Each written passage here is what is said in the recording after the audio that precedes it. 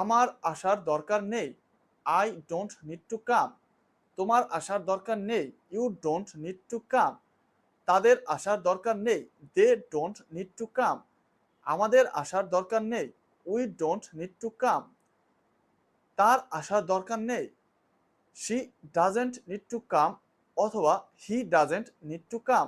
আবুলের আসার দরকার নেই, Abul doesn't need to come. মারুফের আসার দরকার নেই, Maruf doesn't need to come. মাসুদের আসার দরকার নেই, Masud doesn't need to come. তো এইখানে আপনারা কাম এর জায়গায় যেই কোনো ভি ওয়ান ভার্বের প্রেজেন্ট ফর্ম বসিয়ে অনেক সেন্টেন্স তৈরি করতে পারেন। আর এই সেন্টেন্সটা ইংরেজিতে কথা বলার জন্য খুবই খুবই জরুরি একটা স্ট্রাকচার।